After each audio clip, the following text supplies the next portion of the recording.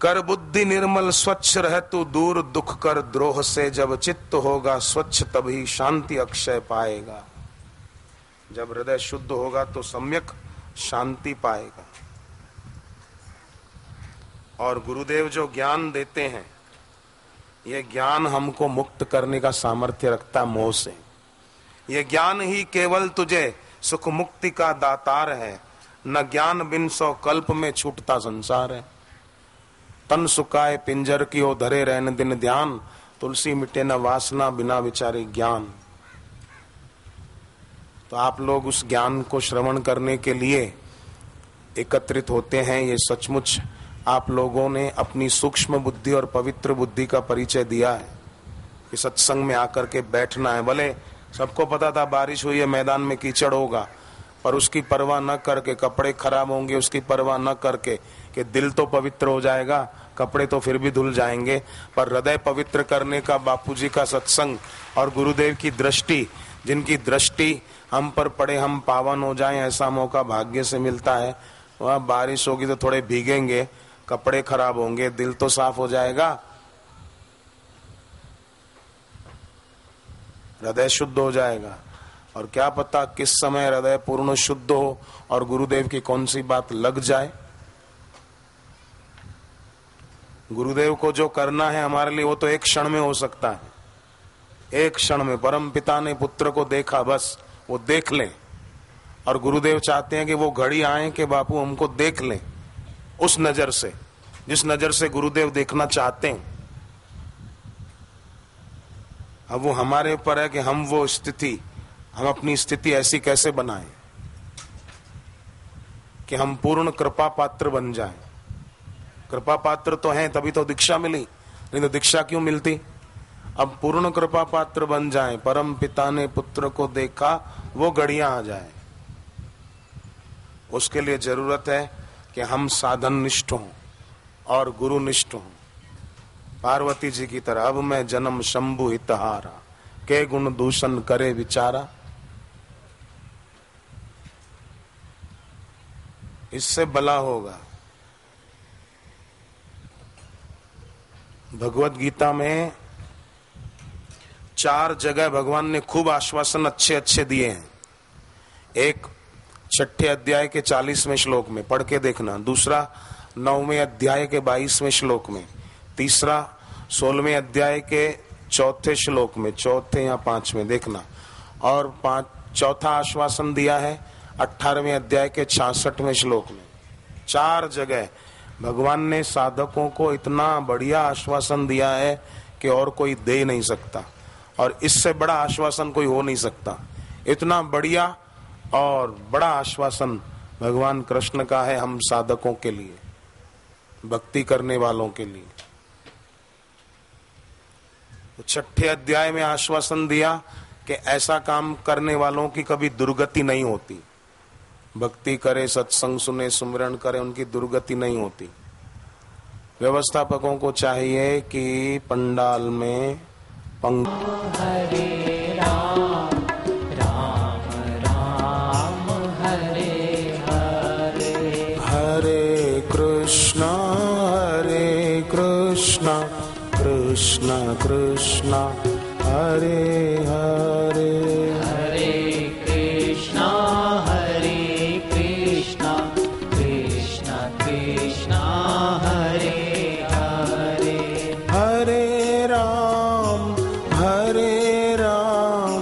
राम राम हरे हरे, हरे राम राम राम हरे हरे, हरे कृष्णा कृष्ण कृष्ण हरे हरे, हरे कृष्णा कृष्ण कृष्ण हरे हरे, हरे राम राम राम हरे हरे, हरे राम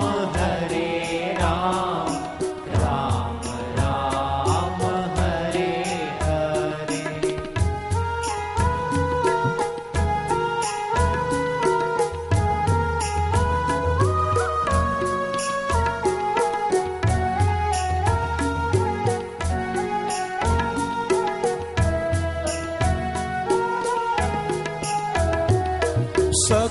सकल अमंगल मूल नसाही सकल अमंगल मूल नसाही जिन कर नाम लेत मन माही जिन कर नाम लेत मन माही हे राम हरे राम राम राम हरे हरे हरे राम राम राम हरे हरे हरे कृष्णा कृष्णा कृष्णा हरे हरे हरे कृष्णा कृष्णा कृष्णा हरे हरे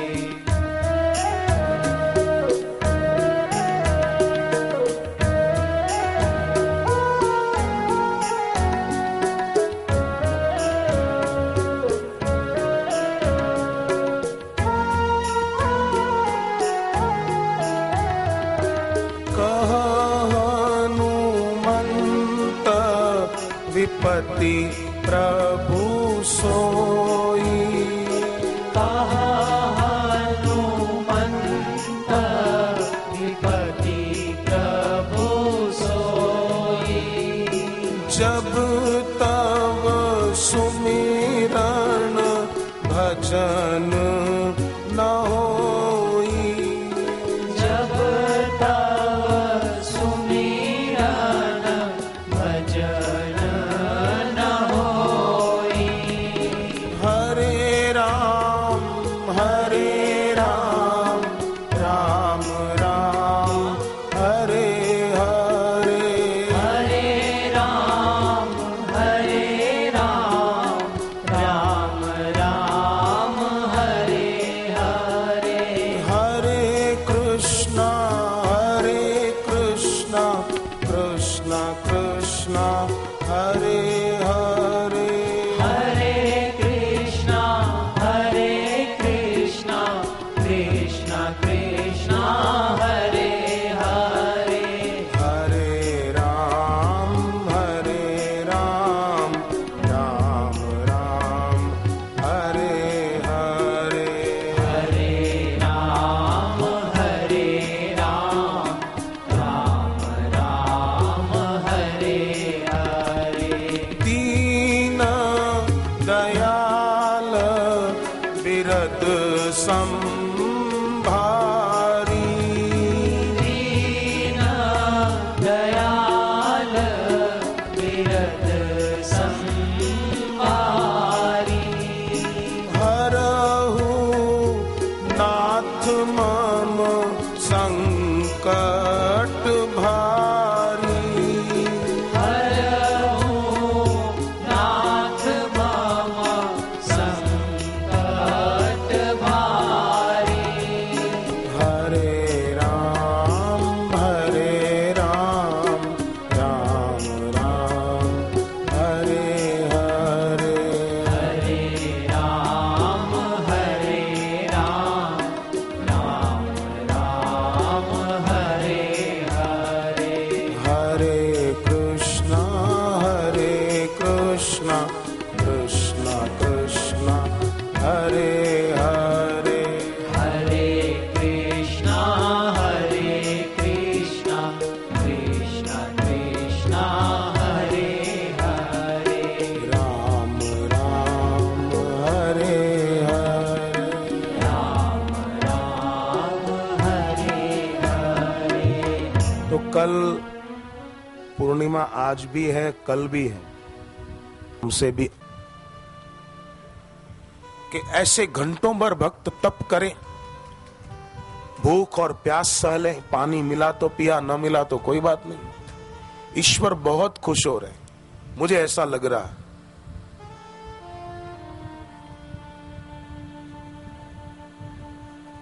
और पूर्व के जो सच्चे भक्त और संत हुए वो भी सब बहुत खुश होते हैं जब कोई उनकी राह पर चलता है। जैसे माँ बाप के कहे में बेटा बेटी चलते तो माँ बाप खुश होते हैं, ऐसे ही महापुरुषों के बताए मार्ग पर और लोग चलते हैं तो वे महापुरुष खुश होकर आशीर्वाद देते हैं कि हमारा आशीर्वाद तुम्हारे साथ है, तुम इस रास्ते पर चलते हुए मंजिल पे आ जाओ, अपना काम पूरा कर लो जिसके लिए मनुष्य शरीर मिला। तो गुरु का अनंत ऐश्वर्य, गुरु का अनंत सौंदर्य, और जिस साधक को गुरु के रूप में प्रीति हो जाए, गुरु सदगुरु के स्वरूप के ध्यान में जो निमग्न होता जाए, उसको बाहर किसी का रूप आकर्षित नहीं कर सके। जैसे बढ़िया भोजन खा के निकले हों स्वादिष्ट, तो सड़ी गली मूंगफली और चने खाने की इच्छा कौन करेगा? बासी तेल की नमकीन खाना कौन पसंद करेगा? स्वादिष्ट खाना घर से गरम गरम खा के निकले हो, कौन सड़ी हुई मूंगफली और नमकीन खाए? ऐसे ही गुरु के अनंत सौंदर्य का जिसने अनुभव किया, उसको फिर और कोई सौंदर्य, वो सौंदर्य लगेगा ही नहीं। वो लगेगा कि सब नश्वरम गृहमाणम च विद्धि माया मनोमयम यदिदम मनसा वाचा चक्षुर्भ्याम श्रवणादि भी।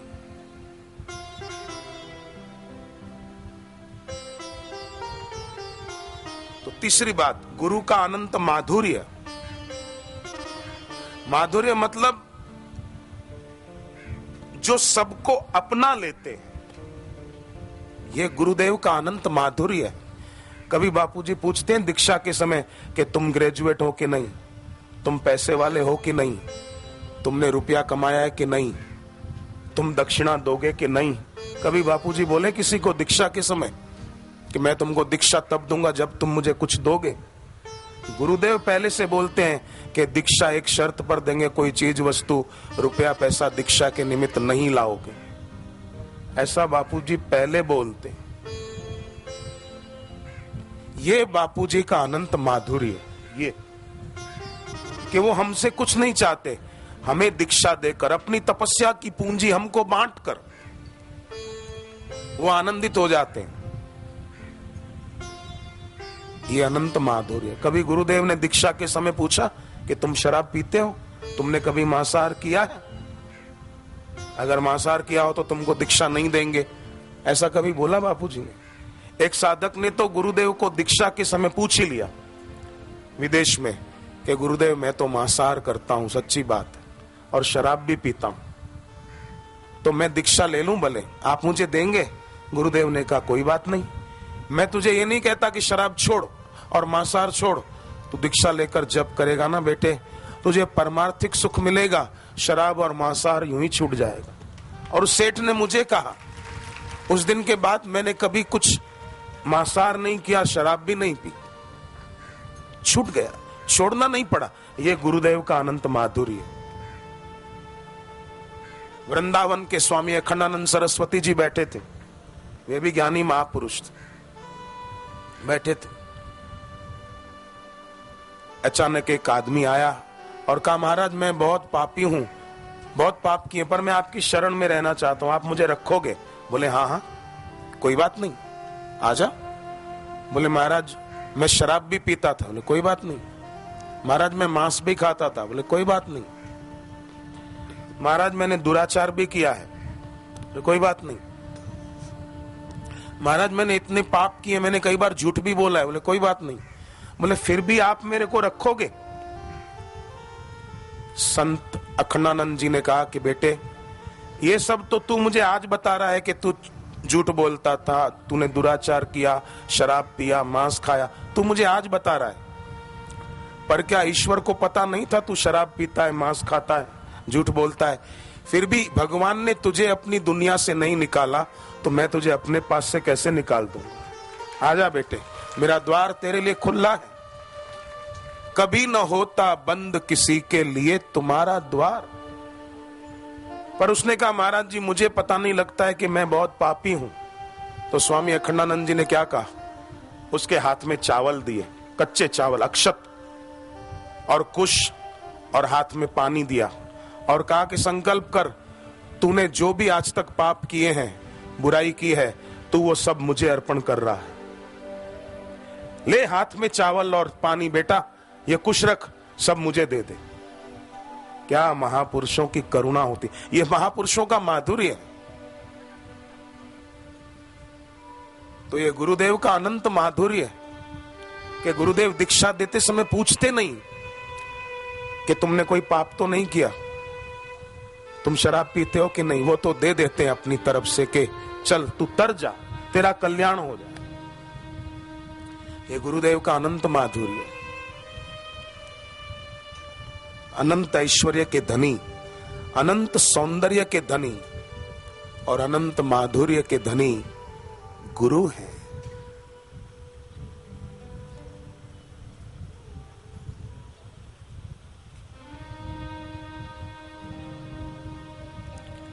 ऐसे गुरु के प्रति जिसके दिल में श्रद्धा है, ईश्वर बहुत राजी होते हैं, ईश्वर बहुत प्रसन्न होते हैं और वो व्यक्ति ईश्वर का अत्यंत प्यारा हो जाता है। स्वयं ईश्वर गीता में कहते हैं, ये तु धर्म्यामृतमिदं यथोक्तम पर्युपासते श्रद्धाना मत्परमा भक्तास्ते अतीव में प्रिय। पूरी भगवत गीता में अति प्रिय शब्द केवल एक बार आया और वो इसमें आया कि वो भक्त मुझे अति प्यारा है। कौन? कि जिसकी अति श्रद्धा है। 12वां अध्याय 20वां श्लोक भगवत गीता। इसलिए गीता का 12वां अध्याय मैं साधकों से प्रार्थना करता रहता हूं, पढ़ना चाहिए। और वो पाठ जब भी करो 12वें अध्याय का, कई लोग रोज एक अध्याय पढ़ते हैं, जब क्रम से 12वें अध्याय का पाठ हो तो हाथ में गीता रखकर प्रार्थना करना कि हे भगवान, ये आपका कहा हुआ 12वां भक्ति योग नामक अध्याय मैंने पढ़ तो लिया, अब ये मेरे जीवन में आ जाए। भगवान राजी हो।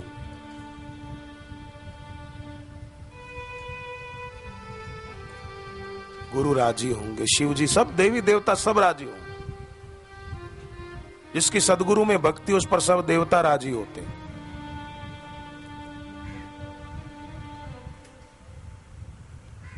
कभी गुरु गीता पढ़े, भले 2 श्लोक पढ़ो, जो नहीं पढ़ते हैं कल से शुरू कर दो।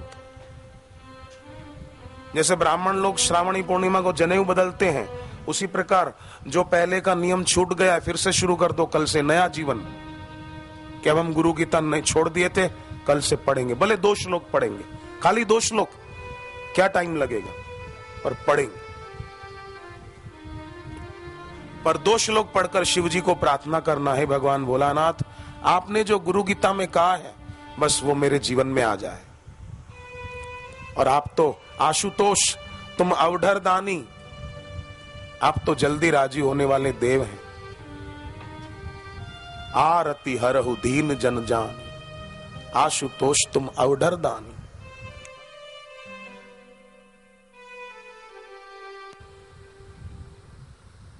ये दशरथ राजा ने शिव जी को प्रार्थना करते समय ये शब्द बोले,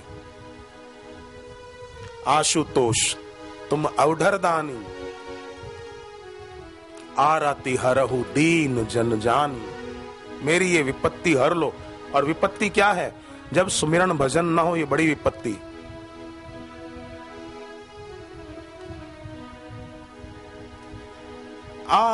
आशुतोष तुम अवढर दानी, आशुतोष तुम अवढर दानी। दशरथ राजा की प्रार्थना है शिव जी के आगे।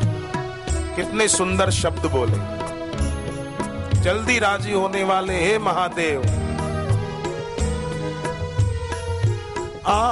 आशुतोष तुम अवढर दानी, आशुतोष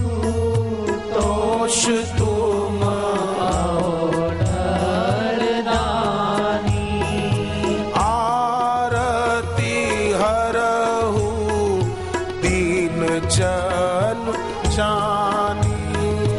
आरती हरहु दीन जन जानी। हरे राम राम राम हरे हरे। हरे राम राम राम हरे हरे। हरे कृष्णा कृष्णा कृष्णा हरे हरे। हरे कृष्णा कृष्णा कृष्णा हरे हरे।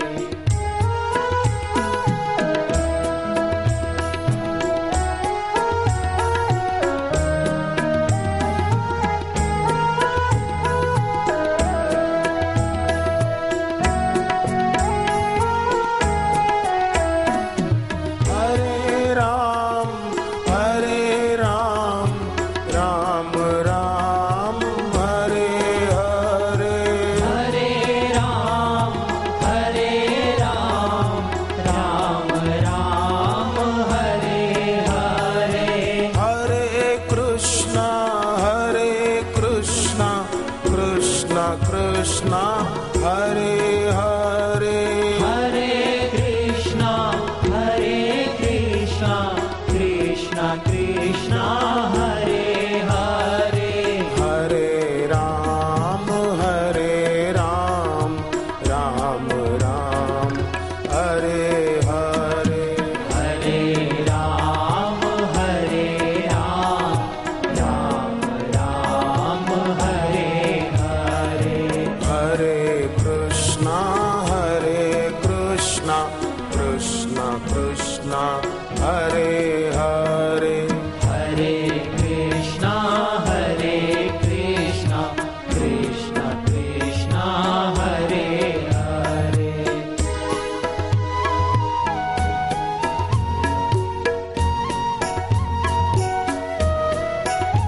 गुरु की वाणी सुने तो इसी भाव से कि गुरुदेव आप जो कहते हो वैसा ही हम करेंगे। जैसे भरत जी को राम जी ने जब कुछ कहा अयोध्या जाने के लिए, तो भरत जी ने क्या कहा राम जी को? तुम सब भांति परम हितकारी। तुम सम भांति परम हितकारी। आज्ञा सिर पर नाथ तुम्हारी। आज्ञा सिर पर नाथ तुम्हारी। सिर धरी आयसु करिए तुम्हारा। सिर धरी आयसु करिए तुम्हारा। परम धर्म यह नाथ हमारा। परम धर्म यह नाथ हमारा। शिष्य के लिए परम धर्म कौन सा है? सदगुरु जो सत्संग में कह दे वो शिरोधार कर ले, वैसा जीवन बनाए, ये परम धर्म।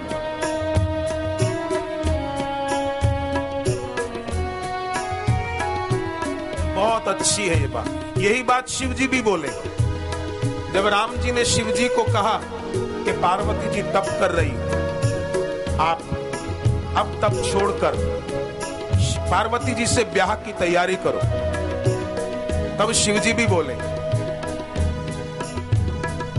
सिर धरी आयसु करिए तुम्हारा। सिर धरी आयसु करिए तुम्हारा। परम धर्म यह नाथ हमारा। परम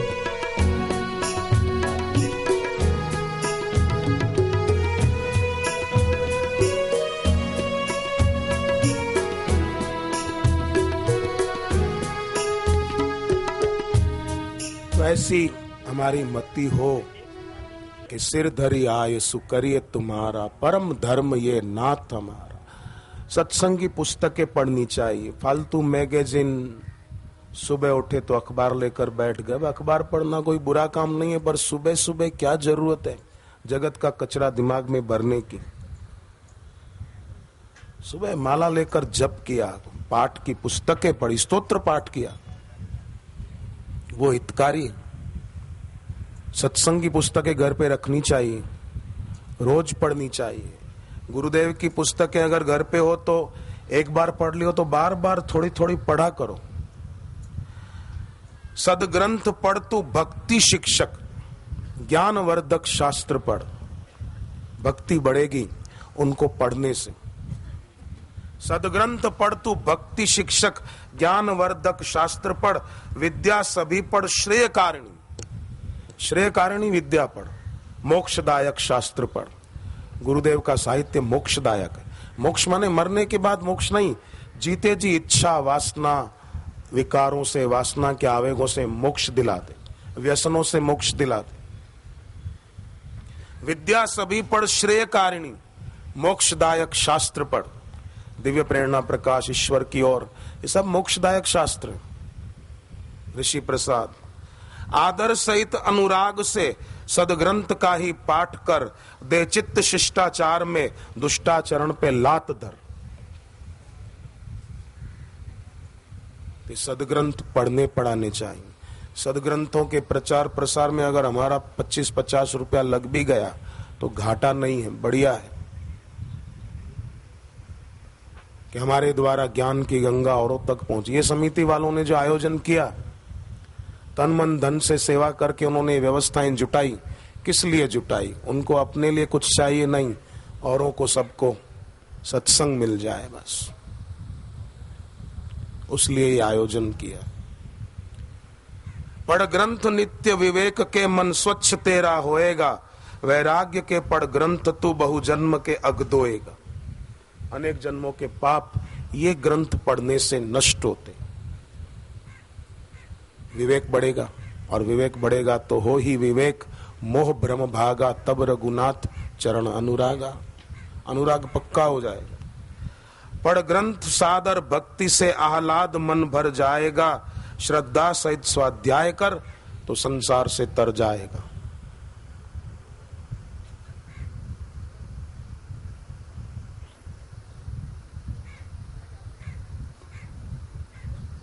मनुष्य शरीर ईश्वर ने इसलिए दिया है कि तरे, और भले पूरी तरह साधना न भी कर पाए तो भी कोई चिंता की बात नहीं, जितनी कर सकते हैं करें, ईश्वर खुश होंगे। भले कोई जप करने बैठा, पाठ करने बैठा, उसका मन नहीं लग रहा तो भी भगवान राजी होंगे, ये कितना अच्छा आदमी है। इसका मन साथ नहीं दे रहा तो भी ये बैठा, उल्टा भगवान ज्यादा राजी होंगे। मन लग जाए उस पर तो राजी होंगे, जिसका मन न लगे उस पर मुझे लगता है भगवान ज्यादा राजी होंगे। ये कितना देवता आदमी है कि मन नहीं लग रहा तो भी कैसा वीर है, बैठा है, शाबाश है।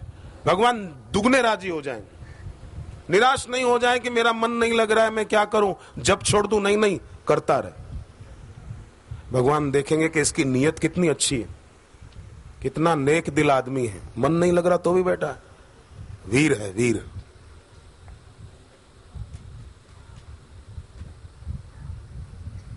हम भले ईश्वर को नहीं जानते, पर ईश्वर हमारे हृदय के भावों को जरूर जानते हैं। हम लोगों ने भगवत तत्व का साक्षात्कार नहीं किया, पर भगवत तत्व जानता है कि इनका उद्देश्य क्या है, ये अभी यहाँ क्यों बैठे। अभी भले गुरुदेव के सामने प्रत्यक्ष दर्शन नहीं हुए हमको, परंतु ईश्वर और गुरु जानते हैं कि ये सब यहाँ किस लिए बैठे, इनका भाव क्या, इनका उद्देश्य क्या है। वो आपके हमारे इस तप को स्वीकार करते कि इन्होंने कैसा सात्विक तप किया है, ज्ञान युक्त तप किया है। जो गुरुदेव का ज्ञान सुनने को बैठते हैं उनके द्वारा भगवान ज्ञान यज्ञ से पूजित होते हैं। भले वे लोग आरती का दिया लेकर मंदिर में आरती नहीं कर रहे जय जगदीश हरे, पर उनके द्वारा, ऐसे सत्संगियों के द्वारा ईश्वर ज्ञान यज्ञ से पूजित होते।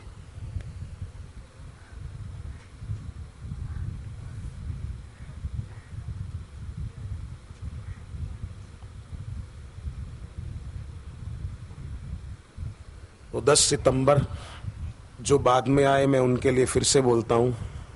भाद्रपद मास, नवमी तिथि और आर्द्रा नक्षत्र का योग 10 सितंबर को पड़ रहा है। सुबह 9:58 तक जो भगवती शक्ति का, माँ जगदम्बा का पूजन और जप तप करते हैं, तो उन्हें जब तक वो जीवित रहें दिव्य सुखों की प्राप्ति होती। कोई साधक अपनी भक्ति बढ़ाने के लिए, निष्ठा बढ़ाने के लिए करे, मैंने सत्संग में पहले कहा, ऐसे तो भी अच्छा। और घर में कोई कष्ट है उसको नष्ट करने के लिए करे तो भी अच्छा है।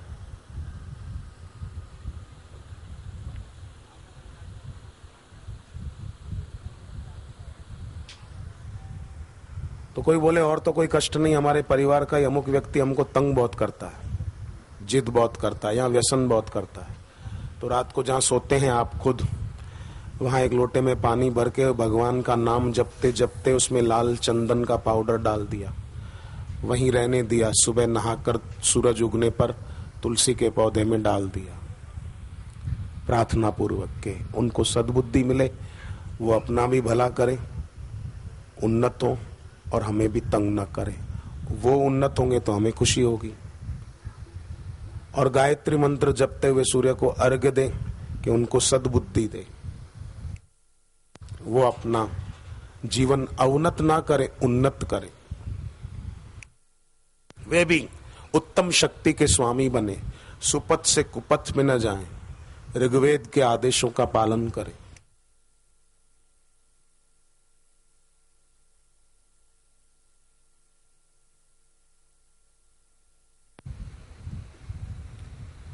बहुत देर से बैठे हैं, बैठे हुए अगर थकान लगी हो तो 2-4 मिनट खड़े होकर फिर अपनी जगह पर ही बैठ जाना, पीछे वाले आगे नहीं आना, अपने अपने स्थान पर